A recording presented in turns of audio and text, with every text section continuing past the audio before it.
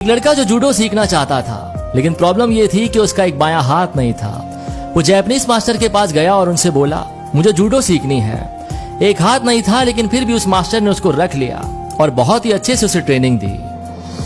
कुछ ही दिन बाद उसे रियलाइज हुआ कि वो हर दिन सिर्फ एक ही मूव सीख रहा है। तो उसने मास्टर से पूछा कि मैं बाकी के मूव्स कब सीखूंगा। तो मास्टर ने कहा, आप सिर्फ इसी पर ध्यान दो और प्रैक्टिस में लगे रहो। अब कंपटीशन आया तो मास्टर उसे लेकर गए। तो पहली जो फाइट थी बड़ी आसानी से वो जीत गया। उसके बाद दूसरी फाइट हुई तो उसको भी बड़ी आसानी से वो जीत गया। तीसरी फाइट हुई तो थोड़ा सा टफ था, जो सामने वाला ओपोनेंट था, लेकिन फिर भी वो उस फाइट को जीत गया। उसके बाद जब वो फाइनल में पहुंचा तो फाइनल में जो ओपोनेंट था बहुत ही मंजा हुआ खिलाड़ी था।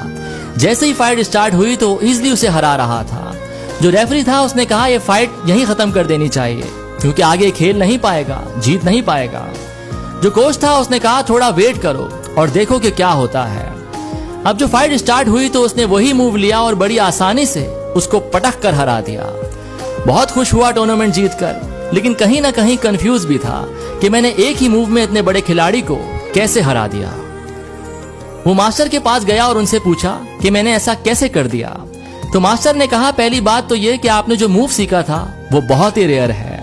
दूसरी बात ये कि वो जो मूव है उसका एक ही तोड़ है। वो बायां हाथ पकड़कर उसे रोक सकता था, लेकिन आपका बायां हाथ नहीं था तो इसीलिए वो नहीं रोक पाया और हार गया।